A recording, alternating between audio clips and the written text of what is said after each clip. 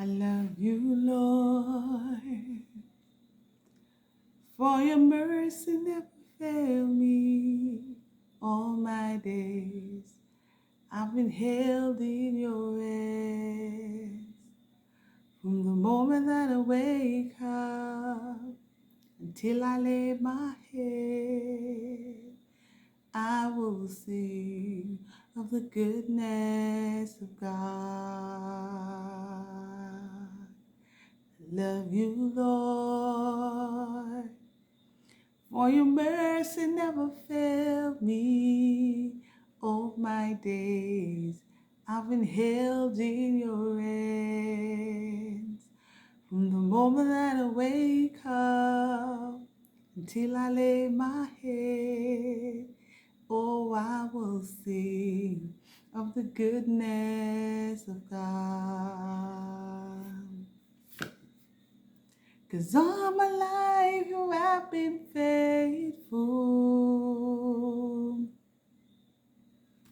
And all my life you have been so, so good. Every breath that I am able, oh, I will sing of the goodness of God. Oh, I will sing of the goodness of God. I give him thanks today for his goodness, for his grace, for his mercy. Never fail me, never ever. I've failed him so many times, but God has never failed me. What are you grateful for today? What are you affirming today? Go right ahead with your affirmation. I am above only and not beneath. I am loved. I am grateful. I am thankful that I'm breathing on my own. I'm thankful for all of you who decided to stop by today for the word for today. Let's jump right into the conversation. What we want to talk about today is attributes to success. I know this has been something we have spoken about numerous times, but I believe it's never a subject that is exhausted, in my opinion. And sometimes it become repetitious because you'll hear the things over and over, but the issue we have is that we're not reinforcing it into our personal lives to ensure we reap the rewards and reap the benefits. Now, we have been talking about successful people some time ago. I think we talked about Denzel Washington. All we know about, go and check out that video. All right, if you have not seen it yet, you need to go check it out. I remember we having the conversation about him, and we were saying for Denzel Washington, he tried and he tried and he tried and he failed, and he prayed and he prayed and he prayed and he failed, but he never gave up. He kept on going. We talked about Steve Harvey, and we use these two examples because these are well-known person that, we will see them now doing well, but we don't know where they are coming from. We don't understand that they were not always at the top. They worked their way out. Now today we want to talk about somebody who probably you don't even know. It's first me actually hearing about him when I was reading it today. And his name is Harlow Curtis. And maybe why you would not have heard about him, he was like an Harvard student. He wasn't like this famous person. But he had 3 keys to success that he said, these are the things that allowed me to be so successful. He was a country boy, yes, with only a high school diploma. Remember, we talk about the fact that some people have the talent, but they don't have the willpower to persevere and to persist. to get the job done. If you don't have those, you are in trouble. So you might be wondering, why am I not successful? Maybe because you have not been persistent enough. But that's not the key we're talking about today. So continue watching. He had big dreams. What about you? How big are your dreams? If you can believe it, you can achieve it. I remember Steve Harvey spoke about the fact that he said to his teacher, I want to be on TV. And when everybody was in the class, man, they were talking, and the teacher said, Steve, I want you to come up here. No, Steve said he felt so good because he thought he had the best answer, because he knew within himself that nobody would put on that as one of their career goals. People were having, like, they want to become teachers, they want to become policemen, they want to become lawyers and doctors and nutritionists, and you name the word, police officers, all of those nice things. Steve Harvey wrote on his paper, I want to come on TV. No, that little boy felt so excited about it. And the teacher called him up.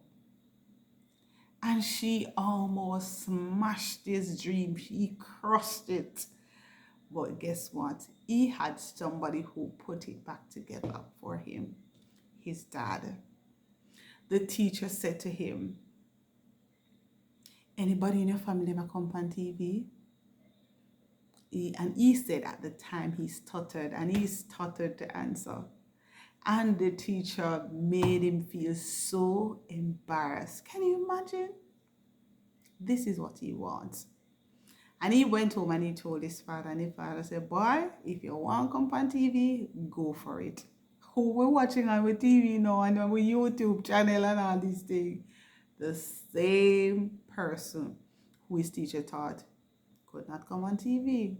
So don't let anybody crush your dreams. I don't care what is it you say you want to achieve, you can do it. I have absolutely no doubt. But you gotta first believe in yourself, right? If you don't believe in you, who else will? I'll share a secret with you at the end, so you need to stick around. So he started out as a bookkeeper, and that was Mr. Curtis in General Motors. So maybe the name coming to line. No, he rose and he became the company's president, and by the age of 35, he was the company's president. How much of you now watching is older than 35? I'm raising my hand. Raise your hand if you're older than 35. By the time he was 40, he was the general manager of the same company. Hold up, if you're older than 40.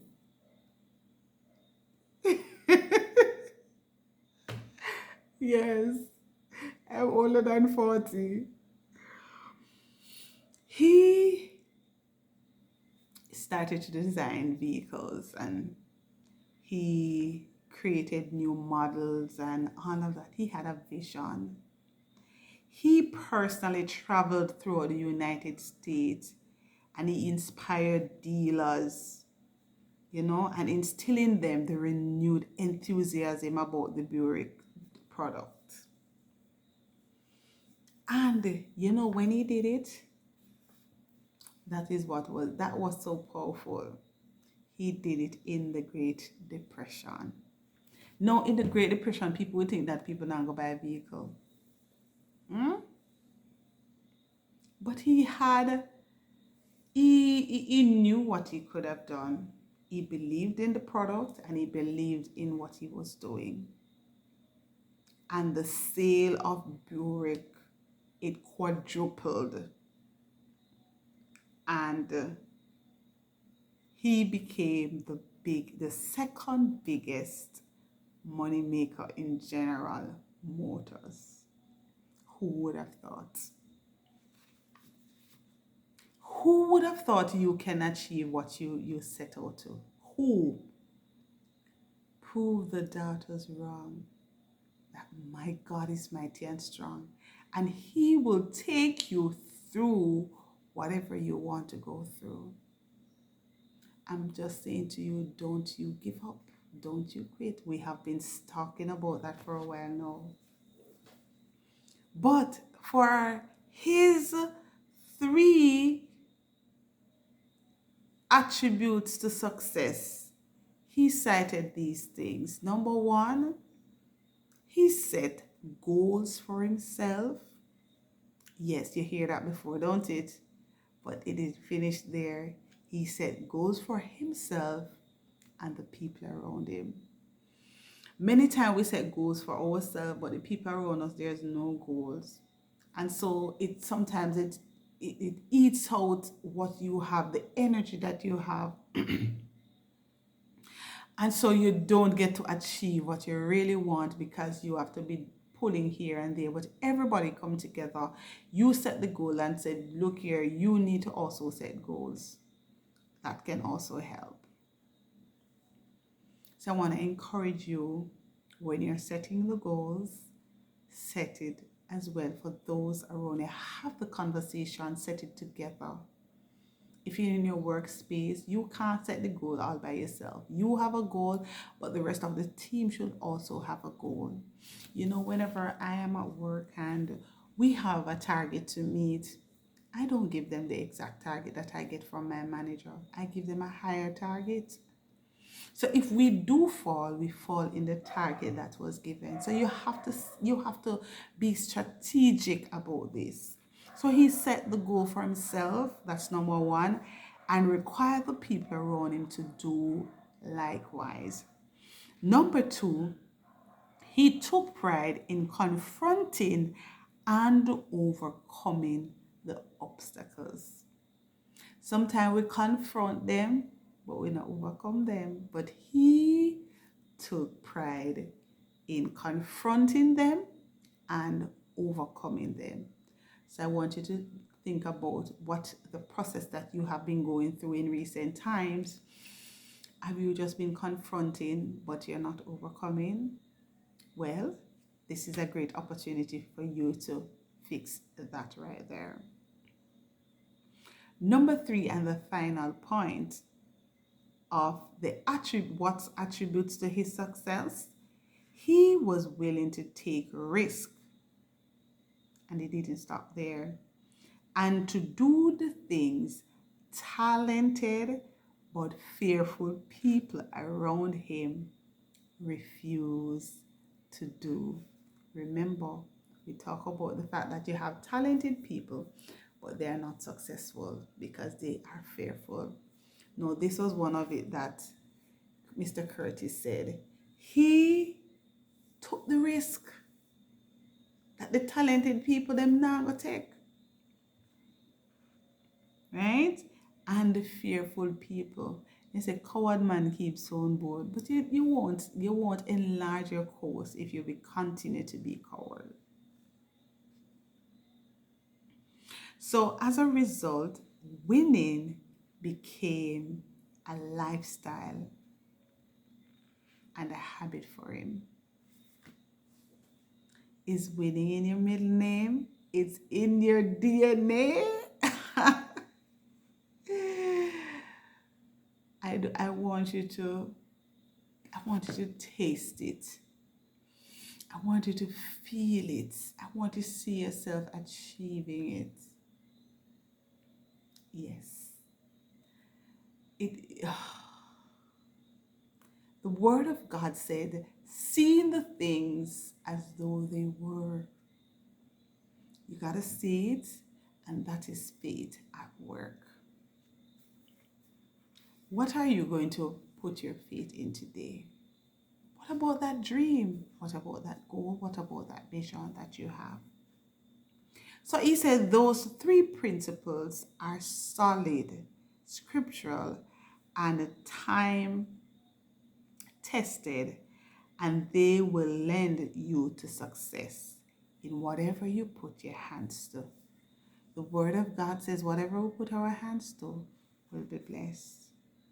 So the word for today is arise, for this matter is not Trina's responsibility. Selvita, not your responsibility. Don, do you think it's your responsibility? No. Do you think it is Sister Iris' responsibility?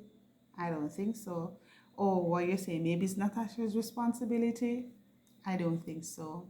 No. Leslie? No. Michael? No. What about Tina? You think it's Tina's responsibility? You think it's Trina's responsibility? You must be crazy. We all have to take our own responsibility. We all have to do that. It's your responsibility. So today, be of good courage and do it. Now, I promised that I was going to share something with you. When I started out today, the time now is about 1 a.m. I was up doing some work and I'm like, oh my God, I have not done a video. And I said, as tired as I feel, so I hope this is not too draggy. I felt really, really exhausted. But then it occurred to me that winners never quit and quitters never win. I'm not a quitter and I am a winner. It's in my DNA. I am above only and not beneath. And so I said, I'm going to go out and I'm going to give it my best. So you know what to do. You can go right ahead and share this one with someone who say, boy, nothing go on for me. Share this with them and encourage them. The 3 things: set goals for yourself and require the people around you to set them too. Number 2, take pride in confronting and overcoming obstacles will come your way. And number 3, be willing to take risks that the talented and the fearful people refuse to take. If you do those, it will certainly help you to be successful. God bless you. Make sure you go out and live your best life. Dan, I hope you're doing well. Say hi to Kathy for me. And I hope you're enjoying the vacation as well. All right, and hope that checkup worked out well. Keep us updated. God bless you. Stay safe. And Mr. JB, I hope you watch to the well. I know you're gonna watch to the end, JB. And I saw you the other day, yeah? We had a great conversation. But God bless you. Take care of yourself. Walk good. And I'll see you in the next one. Bye.